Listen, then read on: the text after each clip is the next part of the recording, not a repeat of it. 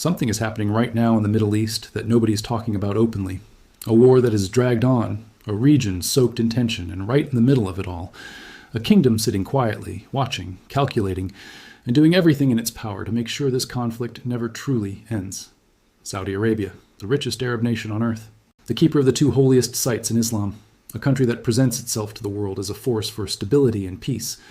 But behind closed doors, behind those palace walls in Riyadh, there is a strategy so cold, so calculated, so deeply rooted in survival and dominance that it would shock most ordinary people if they truly understood it.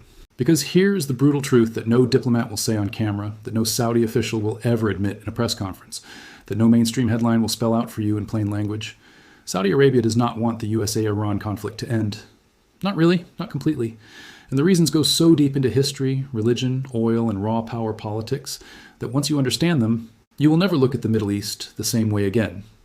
Let's start from the very beginning, because to understand where we are, you have to understand where this all came from. For centuries, the Arabian Peninsula was a land of tribes, deserts, and scattered power. There was no Saudi Arabia as we know it today. But in the 18th century, a religious scholar named Muhammad ibn Abd al-Wahhab formed an alliance with a tribal leader named Muhammad ibn Saud. This alliance was not just political, it was ideological. It married political power with a strict, puritanical interpretation of Islam. And from that marriage, a dynasty was born, the House of Saud. A dynasty that would go on to control one of the most strategically valuable pieces of land on the entire planet. Then came the oil. In 1938, American engineers struck oil in the eastern province of Saudi Arabia. And not just a little oil, the kind of oil reserves that make geologists go pale, the kind that reshapes the global economy. Suddenly, this desert kingdom was not just religiously significant, it was economically indispensable. The United States needed that oil, and Saudi Arabia needed American military protection. A deal was struck, informal but ironclad. America would protect the kingdom would keep oil flowing and priced in US dollars. This became the foundation of one of the most consequential partnerships in modern history. But then came 1979, and everything changed. In Iran, one of the most dramatic political upheavals of the 20th century unfolded. The Shah of Iran, a pro-Western monarch, was overthrown by a popular revolution led by Ayatollah Ruhollah Khomeini. And what emerged from that revolution was not just a new government, it was a new ideology. The Islamic Republic of Iran declared itself a revolutionary state. It said the corrupt monarchies of the Gulf were illegitimate. It said the United States was the great Satan. It said the true voice of Islam belonged not to the kings of Arabia, but to the people, guided by Shia religious scholars. This was an existential threat to Saudi Arabia, not just politically, existentially. Because here is something crucial you must understand. Saudi Arabia is a Sunni majority country led by a Sunni royal family. Iran is a Shia majority country led by Shia clerics. The split between Sunni and Shia Islam goes back 14 centuries, back to a dispute over who should lead the Muslim community after the death of Prophet Muhammad. This is not just ancient history. It is a living, breathing fault line that runs through the entire Middle East. And in 1979, Iran essentially declared itself the champion of Shia Muslims everywhere, including the Shia minorities living inside Saudi Arabia, particularly in the oil-rich eastern province. Do you see why Riyadh panicked? Because the Islamic Revolution in Iran was not just a foreign policy problem, it was a potential internal security threat. A message to Saudi Arabia's own Shia citizens that there was another power across the Gulf that claimed to speak for them. And so began the great rivalry, the Saudi-Iranian Cold War, fought not with armies marching across borders, but with money, religion, proxies, and influence. Saudi Arabia funded Sunni movements across the Muslim world. Iran funded Shia movements. Saudi Arabia backed Saddam Hussein's Iraq during the Iran-Iraq War in the 1980s, a war that killed hundreds of thousands of people and lasted 8 brutal years. Iran supported Hezbollah in Lebanon, which became one of the most powerful non-state military forces in history. The two countries turned the entire Middle East into a chessboard, and every country in the region became a square on that board. Now fast forward to today. The USA-Iran tension, sanctions, nuclear negotiations, proxy conflicts in Iraq, Syria, Yemen, Lebanon, is not a separate issue from the Saudi-Iranian rivalry. It is deeply, completely, inextricably linked to it. Because the United States and Saudi Arabia have been aligned against Iran for decades, and Saudi Arabia has benefited enormously from that alignment. Here is the first reason Saudi Arabia does not want this conflict to end. Iran under maximum pressure is Iran contained. Right now, American sanctions have devastated the Iranian economy. The Iranian rial has collapsed. Inflation has soared. Ordinary Iranians struggle to access medicine, food, and basic goods. The Iranian government, despite its defiance, is under enormous strain. And that strain limits Iran's ability to project power. It limits the money Tehran can send to Hezbollah. It limits the weapons it can supply to the Houthi rebels in Yemen, who have been fighting Saudi Arabia's military coalition for years. It limits the influence Iran can extend into Iraq, Syria, and beyond. The moment American pressure on Iran is lifted, the moment sanctions are removed and Iran's economy recovers, Tehran will have vastly more resources to fund its proxies, to expand its influence, to challenge Saudi Arabia at every turn. Saudi Arabia knows this. Saudi leaders have watched it happen before. When the Obama administration signed the 2015 nuclear deal, the JCPOA, Iran received billions of dollars in frozen assets. And almost immediately, Iranian-backed forces became more aggressive across the region.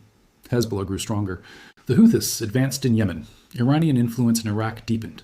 From Riyadh's perspective, the nuclear deal was a catastrophe, not because of the nuclear issue itself, but because of what financial relief for Iran meant on the ground in the Middle East. And so when Donald Trump pulled out of the deal in 2018 and reimposed maximum pressure sanctions, there was quiet celebration in the Saudi palace, not public celebration. Saudi diplomats are too sophisticated for that. But internally, the relief was real. So when people in Washington talk about a new diplomatic deal with Iran, about easing tensions, about restoring relations, Saudi Arabia listens very carefully and works very quietly to complicate those efforts. Saudi Arabia has enormous leverage in Washington. It buys hundreds of billions of dollars in American weapons. It invests massively in the American economy. It hosts American military bases. It coordinates with American intelligence services. And it uses that leverage to ensure that any American-Iranian rapprochement comes with conditions so strict that Iran can never fully escape the pressure. The second reason Saudi Arabia does not want this conflict to end is oil. This one is more subtle but equally powerful. The global oil market is a zero-sum game in many respects. When Iran is under sanctions and cannot sell its oil freely on the world market, that means there is less supply competing with Saudi oil. Less Iranian supply means higher global oil prices. Higher oil prices mean more revenue for Saudi Arabia. The Saudi government runs on oil money. The social contract in Saudi Arabia, the welfare programs, the subsidies, the public sector jobs, the infrastructure, all of it is funded by oil revenue. When Iran is fully in the market, freely selling its oil, OPEC dynamics shift. Iran and Saudi Arabia have clashed repeatedly inside OPEC over production quotas. Iran, with its massive reserves and large population that needs economic relief, always pushes for higher production to maximize its own revenue. Saudi Arabia, playing a longer game, often wants to manage production to keep prices stable at higher levels. A fully empowered Iran in the oil market is a direct competitor to Saudi Arabia. A sanctioned Iran is a weakened competitor. This is not a conspiracy theory. This is basic economics applied to geopolitics. Every barrel of Iranian oil that cannot reach the market is a barrel's worth of price support for Saudi Arabia. The financial incentive for Saudi Arabia to see Iran remain isolated and pressured is measured not in millions, but in hundreds of billions of dollars over time. The third reason is about regional power and the concept of hegemony. In every region, there is usually a dominant power, a hegemon. In East Asia, it is China. In South Asia, it is India. In the Middle East, the competition for regional hegemony has been between Saudi Arabia and Iran for the past 4 decades. And it is a competition neither country can afford to lose, because the stakes are not just prestige, they are survival. Iran's model of influence is what analysts call the axis of resistance. Tehran has built a network of armed groups and political movements across the Arab world. Hezbollah in Lebanon, Hamas and Islamic Jihad in Palestine, the Houthis in Yemen, popular mobilization forces in Iraq, militias in Syria. Together, these groups form a crescent of Iranian influence stretching from Tehran to the Mediterranean Sea. This is what Iranian strategists call strategic depth, the idea that Iran's defense does not begin at its own borders, but extends outward through allied forces across multiple countries. This directly threatens Saudi Arabia. Yemen, which shares a long border with Saudi Arabia, has been a battleground since 2015 when the Houthis seized the capital Sana'a. Saudi Arabia launched a military coalition to push them back. Years later, the war continues. The Houthis have fired ballistic missiles and drones at Saudi cities, at Saudi oil facilities, at Riyadh's airport. This is Iranian-backed asymmetric warfare being waged against Saudi Arabia's own territory. As long as the USA-Iran conflict continues, American pressure constrains Iran's ability to fully resource and empower the Houthis. An end to that conflict, a genuine normalization between Washington and Tehran, could result in a fully empowered Iran that accelerates its support for every anti-Saudi movement in the region. The fourth reason is domestic legitimacy. The Saudi royal family derives its legitimacy from 2 sources: The first is wealth, the ability to provide economic security and a comfortable life to its citizens. The second is religious authority, the claim to be the guardians of the holy cities of Mecca and Medina, the custodians of Islam's most sacred sites. Iran directly challenges both. Iran's revolutionary ideology says that the guardianship of Mecca and Medina should not belong to a monarchy that is closely aligned with the United States and that allows Western cultural influence into the kingdom. Iran has called for the management of the holy sites to be internationalized, taken out of Saudi hands. This is not just an insult to the House of Saud. It is a direct attack on the theological foundation of their rule. And it resonates, at least rhetorically, with Muslims around the world who feel that the commercialization and Saudization of Mecca has corrupted its sacred character. By keeping Iran isolated, sanctioned, and locked in conflict with the United States, Saudi Arabia is also containing Iran's ability to wage this ideological war. A wealthy, confident, internationally normalized Iran would become a far more effective challenger to Saudi Arabia's claim to Islamic leadership. A poor, sanctioned, internationally isolated Iran is one that struggles to project the image of a successful Islamic state. The fifth reason is the internal Shia question. Approximately 10 to 15% of Saudi Arabia's population is Shia Muslim. They are concentrated heavily in the eastern province, which is also where the vast majority of Saudi oil is located. This is not a coincidence that Saudi leaders ignore. For decades, Saudi Shia have faced systemic discrimination. They have been excluded from senior military and government positions. Their religious practices have faced restrictions. They have periodically risen in protest, most notably during the Arab Spring in 2011 and 2012, when protests in Qatif and Awamiya drew brutal crackdowns. Iran has consistently positioned itself as the protector and champion of oppressed Shia communities worldwide. Iranian state media regularly covers the grievances of Saudi Shia. Iranian officials make statements about Saudi Arabia's treatment of its Shia citizens. This is not humanitarian concern. It is deliberate soft power designed to create internal pressure on Riyadh. As long as Iran is under American pressure, Tehran's ability to actively support and organize Saudi Shia dissidents is constrained. But a normalized, empowered Iran would have both the resources and the freedom to dramatically increase its interference in Saudi Arabia's most sensitive internal fault line. For the House of Saud, this is not an abstract geopolitical concern. It is a direct threat to internal stability. Now here is where the analysis gets really sophisticated, because Saudi Arabia's position is not simply that it wants the conflict to last forever. It is more nuanced than that. What Saudi Arabia actually wants is perpetual American commitment to containing Iran, without that commitment ever being resolved into either outright war or genuine peace. A full-scale USA-Iran war would also be disastrous for Saudi Arabia. American military strikes on Iran would almost certainly trigger massive Iranian retaliation across the Gulf. Iranian missiles would strike American bases in Saudi Arabia and the UAE. Iranian proxies would launch coordinated attacks from Yemen, Iraq, Lebanon, and Syria. The Strait of Hormuz, through which nearly 20% of the world's oil supply passes, would likely be disrupted or shut down. Oil facilities in Saudi Arabia and its neighbors could be struck. The economic and human cost of a regional war would be staggering. Saudi Arabia knows this. Saudi Arabia has experienced Iranian proxy attacks on its own soil. In 2019, a spectacular drone and cruise missile attack on Saudi Aramco's Abqaiq and Khurais facilities, the largest oil processing complex in the world, temporarily knocked out half of Saudi Arabia's oil production. American intelligence assessed that Iran was directly responsible. The attack demonstrated, with terrifying clarity, how vulnerable Saudi Arabia's critical infrastructure is to Iranian strikes. So the Saudi calculation is not war. The Saudi calculation is a permanent state of managed confrontation. Keep Iran under enough pressure that it cannot project power freely. Keep the United States committed to the Gulf's security. Keep American troops, ships, and aircraft in the region as a deterrent, but never let the temperature rise so high that an actual war breaks out. And never let it cool so much that a genuine peace removes American military presence from the Gulf. This is why Saudi Arabia has been deeply ambivalent about every nuclear negotiation between the United States and Iran. On one hand, a nuclear-armed Iran would be genuinely dangerous and could trigger a regional arms race. On the other hand, a negotiated settlement that removes American pressure on Iran and restores Iranian economic power is also deeply threatening. The ideal outcome for Riyadh is a perpetual negotiation that never concludes, keeping Iran locked in diplomatic limbo, economically constrained and militarily deterred. And Saudi Arabia has the tools to pursue this strategy. The kingdom has long cultivated relationships with key figures in Washington, in Congress and think tanks and lobbying firms, and in the defense industry. Saudi Arabia is one of the largest purchasers of American weapons in the world. In the years after 2015, when the Obama administration signed the nuclear deal over Saudi objections, Riyadh's frustration was palpable. Saudi officials made no secret of their displeasure. The relationship between Riyadh and Washington cooled noticeably. But when the Trump administration came to power in 2017, Saudi Arabia's position was immediately restored to primacy. Trump's first overseas trip as president was to Riyadh. He signed a $110 billion arms deal. He withdrew from the nuclear deal. He reimposed maximum pressure sanctions.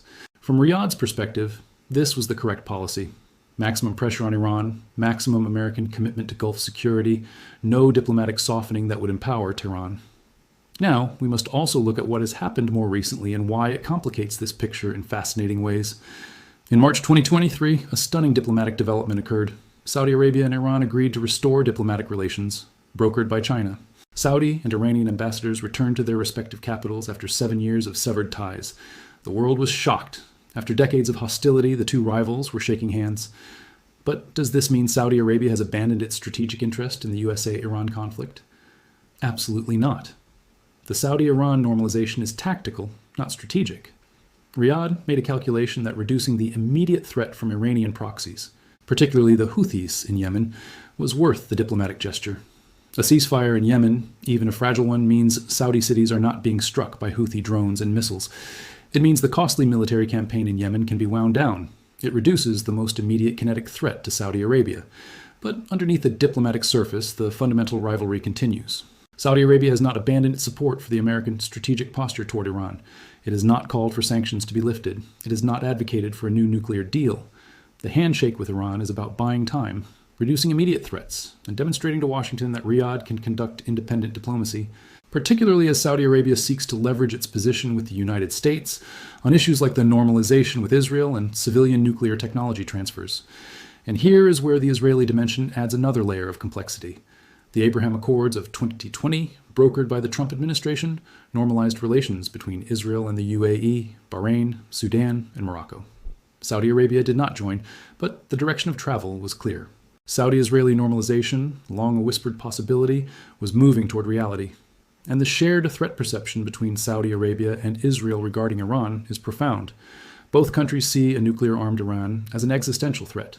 Both countries have intelligence relationships focused on Iran. Both countries have pushed back against American diplomatic overtures to Tehran. The potential Saudi-Israeli normalization, which would be the most consequential diplomatic development in the Middle East in a generation, is also connected to the Iran question. Israel and Saudi Arabia want the United States to maintain a hard line on Iran as a condition for their own strategic cooperation. Any American-Iranian rapprochement that happens without Israeli and Saudi buy-in would fracture the emerging regional alignment that Washington has been trying to build. This gives Saudi Arabia enormous leverage. Riyadh can effectively say to Washington, soften on Iran and watch the regional architecture you have been building collapse. It is an extraordinary position of influence for a country of 35 million people. Now let us zoom out even further, because the ultimate game being played here is about the post-American Middle East. The United States has been gradually reducing its military footprint in the Middle East over the past decade. The pivot to Asia, the rise of China as the primary strategic competitor, the shale revolution that reduced American dependence on Gulf oil, all of these have pushed Washington to reconsider the scale of its commitment to the Gulf. Saudi Arabia is watching this shift with deep anxiety, because the entire foundation of Saudi security is American military guarantees. If the United States steps back, who fills the vacuum? Iran will try, China might. Russia has already demonstrated in Syria that it is willing to project power in the region. Turkey is asserting itself. The Middle East of the next 20 years may be a far more multipolar and contested space than the one Saudi Arabia has operated in for the past 50 years. In this context, Saudi Arabia's interest in perpetuating the USA-Iran conflict is also an interest in perpetuating American engagement in the Gulf. As long as the USA-Iran conflict simmers, American aircraft carriers patrol the Gulf, American troops are stationed in Saudi Arabia and Qatar and Kuwait, American intelligence assets are focused on the region. The moment that conflict is resolved, the strategic argument for massive American military presence in the Gulf weakens dramatically. For Saudi Arabia, the USA-Iran conflict is not just about Iran. It is about keeping America anchored to the Gulf. It is about ensuring that the superpower relationship that has protected the House of Saud for 8 decades remains intact. Because the alternative, a Middle East where American commitment has faded, where Iran has normalized, where regional powers must balance themselves, is a Middle East where Saudi Arabia is far more vulnerable. This is the great irony at the heart of Saudi strategy. A country that publicly calls for stability and peace is quietly invested in a level of managed instability that keeps its most powerful protector engaged and its most dangerous rival constrained. It is cold, it is ruthless, but it is also entirely rational from the perspective of a monarchy that has survived in one of the world's most volatile regions for nearly a century. And what does all of this mean for ordinary people? The Yemenis dying in a war fueled partly by Saudi-Iranian proxy competition, the Iranians suffering under sanctions that are partly sustained by Saudi lobbying, the Lebanese trapped in a failing state held hostage by Hezbollah, the Iraqis caught between American and Iranian influence. It means that the human cost of this geopolitical chess match is measured not in diplomatic cables and oil prices, but in lives, in poverty, in displacement, in children growing up in rubble.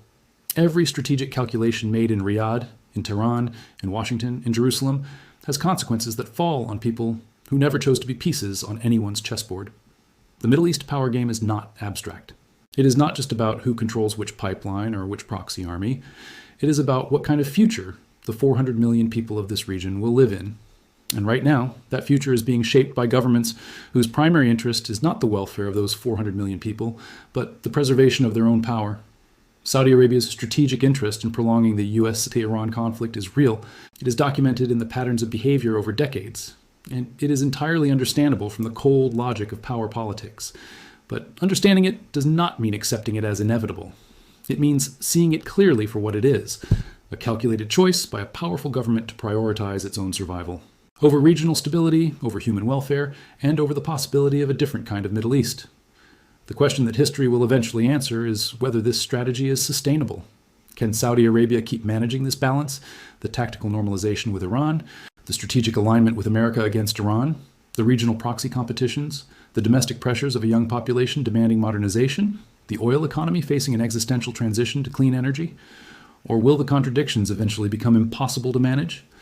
Crown Prince Mohammed bin Salman, who has effectively run Saudi Arabia since 2017, has launched Vision 2030, an ambitious plan to diversify the Saudi economy away from oil, to open Saudi society in selective ways, to build a new national identity that is less about Wahhabi religious conservatism and more about nationalist pride and economic modernization. This transformation, if it succeeds, will change the internal dynamics of Saudi Arabia significantly. But even a modernizing Saudi Arabia will face the same fundamental geopolitical reality. It is a medium-sized country sitting on vast oil wealth, bordered by unstable or hostile neighbors, dependent on a great power patron whose attention is shifting elsewhere, and locked in a civilizational rivalry with Iran that no palace handshake can fully resolve. The power game goes on. The stakes have never been higher, and the world watches, mostly without understanding, as decisions made in Riyadh's royal palaces shape the fate of an entire region, and ripple outward to affect oil prices, terrorist movements, refugee flows, and great power competition in ways that touch every corner of the globe. This is the real story of Saudi Arabia and the USA-Iran conflict, not the one told in diplomatic statements and official communiques, but the one written in oil revenues and proxy wars and strategic calculations made behind closed doors, the one where nothing is quite what it seems, where friends and enemies shift roles depending on the calculation of the moment, and where the most dangerous game of all is one that nobody admits they are playing. Now you know, and knowing changes everything.